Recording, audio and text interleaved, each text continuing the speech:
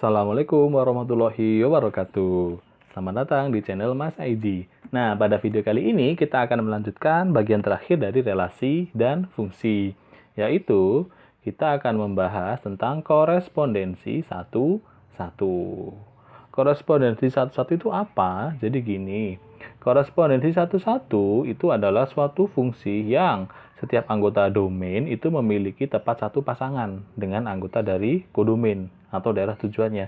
Dan juga sebaliknya. Nah, jadi maksudnya dari domain ke kodomain itu jadi fungsi, dibalik juga dari kodomain ke domain itu juga merupakan suatu fungsi. Jadi fungsinya bolak-balik. Kiri ke kanan, kanan kiri tetap merupakan suatu fungsi. Nah, akhirnya karena kondisi seperti itu, muncul syarat tambahan agar menjadi korespondensi satu-satu, yaitu banyak anggota domain dan kodomain harus sama. Jadi kalau banyak anggotanya sama, mungkin bisa menjadi korespondensi satu-satu. Tetapi kalau banyak anggotanya tidak sama, nah maka dipastikan tidak akan menjadi korespondensi satu-satu. Contohnya ini ada 3 diagram panah ini ya. Pada diagram panah yang pertama, di sini di kiri ada 4 anggota, di kanan juga ada 4 anggota. Karena anggotanya sama, mungkin bisa menjadi korespondensi satu-satu. Tinggal dicek apakah kiri kanan jadi fungsi, kanan ke kiri jadi fungsi. Nah, cara mudahnya adalah kalian cek saja apakah masing-masing yang di kiri pasangannya cuma satu. Kalau iya, nah lanjut ke kanan. Apakah di kanan juga masing-masing pasangannya cuma satu? Kalau iya, atau panahnya cuma satu gini ya. Jadi kiri semuanya cuma satu, di kanan semuanya panahnya juga cuma satu. Kalau seperti itu, maka pasti merupakan korespondensi satu-satu. Boleh kita lambangkan gini. Satu strip, satu artinya korespondensi satu-satu. Kita cek yang tengah. Nah, yang tengah juga sama. Kiri kanan anggotanya sama. Ada 4 anggota. Nah, ini cuma satu pasang semuanya. Panahnya cuma satu ya. Di kanan juga sama, cuma satu pasang atau satu panah. Maka dia pasti merupakan korespondensi satu-satu. Gitu. Ini yang terakhir ketiga. Nah, di kiri pasangannya cuma satu semuanya. Di kanan juga sama, cuma satu semuanya. Maka pasti korespondensi satu-satu seperti itu. Nah, untuk yang berikutnya, kita coba tentukan dari bentuk seperti ini. Nah, apakah korespondensi satu-satu? Nah, coba ini ada salah ketik ya, ini korespondensi harusnya ya. Nah, coba yang kiri. Yang di bagian kiri ternyata ada 2 bagian yang menyalahi aturan. Nah, ini dia pasangannya ada 2. Kemudian yang 3 malah tidak memiliki pasangan. Sudah pasti dia bukan merupakan fungsi. Karena kalau fungsi masing-masing pasangan di kiri atau di domain harus cuma satu. Maka dia hanya merupakan relasi saja. Bukan merupakan fungsi apalagi korespondensi satu-satu. Yang tengah. Ini cuma satu pasang, cuma satu pasang, cuma satu pasang, cuma satu pasang. Pasti fungsi. Yang kanan, nah ternyata ada satu bagian yang tidak memiliki pasangan. Ada satu bagian lagi yang malah pasangannya lebih dari satu. Nah, karena yang di kiri semuanya cuma satu pasang, dia hanya merupakan fungsi saja. Belum sampai ke korespondensi satu-satu. Tetapi yang terakhir ini kalau kita perhatikan, yang di kiri cuma satu pasangannya ya, semuanya. Yang di kanan juga cuma satu pasangannya. Nah, masing-masing memiliki pasangan dan pasangannya cuma satu. Maka dia pasti merupakan korespondensi satu-satu. Seperti itu. Nah, jadi kalau ngecek korespondensi satu-satu tinggal dicek apakah yang di kiri pasangannya cuma satu semuanya atau cuma satu panah. Di kanan juga sama. Kalau iya, maka merupakan korespondensi satu-satu. Kalau tidak, misalkan cuma di kiri saja nih yang cuma ada pasangannya masing-masing satu, maka dia merupakan fungsi saja. Tapi kalau di kiri tidak terpenuhi sama sekali, bahkan ada yang kosong, ada yang lebih dari satu, maka hanya merupakan relasi. Atau bahkan kalau misalkan, ternyata kok anggotanya beda ya, yang di kiri ada 5, di kanan cuma ada 4, ya maka pasti bukan korespondensi satu-satu. Seperti itu.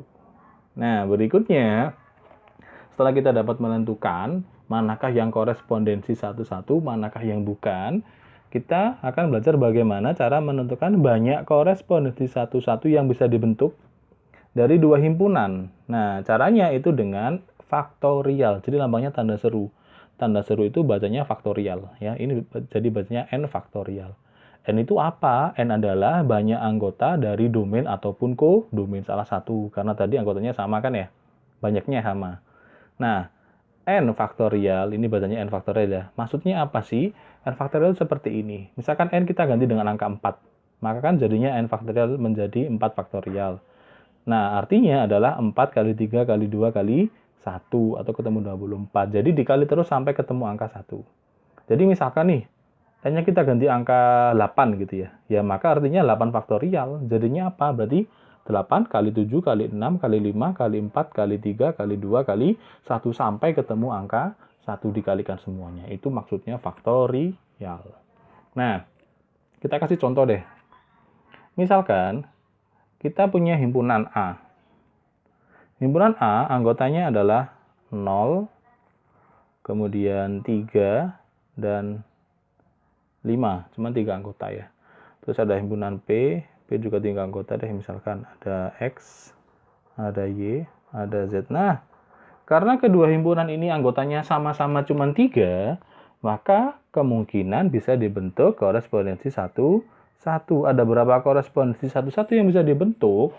Karena ada 3 anggota masing-masing ini ya, maka banyak korespondensi 1-1-nya sebanyak 3 faktorial. Jadi 3 kali 2 kali 1. Nah, maka nanti kalau dibentuk akan ada 6 himpunan, 6 korespondensi 1, 1. Seperti itu. Nah, misalkan ditanya lagi, lah 6 itu apa saja? Berarti kita harus menyebutkan atau membentuk 6 diagram panah untuk melambangkan itu. Coba kita buat di slide berikutnya. Nah, misalkan kita buat korespondensi yang pertama. Tadi angkanya adalah 0, 3, dan 5. Coba kita cek tadi. 0, 3, 5, X, Y, Z. Oke. Kemudian yang berikutnya adalah X, Y, Z. Seperti itu. Kita kasih kurung. Kita bentuk diagram panah yang pertama. Nah, kan bisa mudah saja seperti ini misalkan. 0 ke X gitu ya. Terus 3 ke Y. 5 ke Z. Ini yang pertama. Nah, tadi harus ada 6. Coba kita bikin lagi sini bawahnya. 0, 3, 5. Ini 0 ya. Kemudian ada X, ada Y, ada Z. Kita kasih tutup dulu. Oke. Misalkan 0 tetap ke X. 3-nya ke Z, ke Y, Z. 5-nya ke Y. Nah, ini jadi yang kedua. Sampai ketemu 6. Coba kita lanjut lagi. Di sini ada 0, ada 3, ada 5. Kita buat banyak ya. 0, 3, 5. Ada X, ada Y, ada Z. Ada X, ada Y, ada Z. Ada 0, 3, 5. 0, 3, 5. Ada X, Y, Z. Kita mulai satu persatu. Kita kasih kurung dulu sekalian.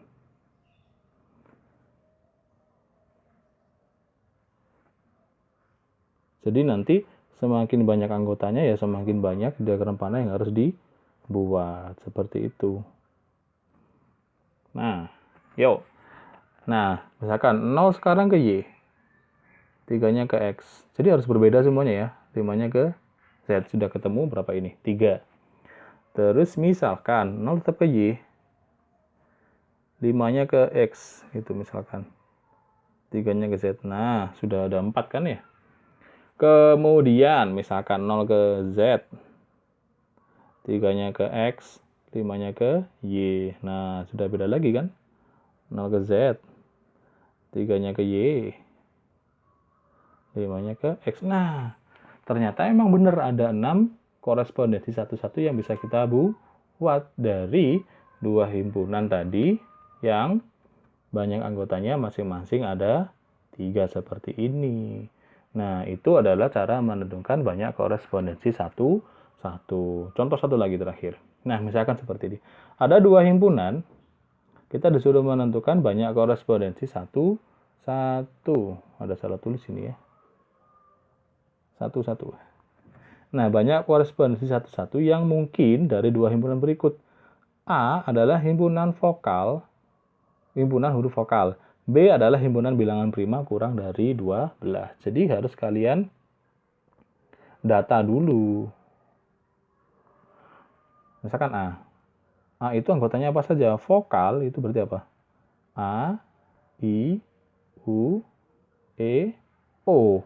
Nah, jadi ada 5 anggota. Kalau misalkan B tidak 5 anggota, maka tidak bisa dibentuk korespondensi satu.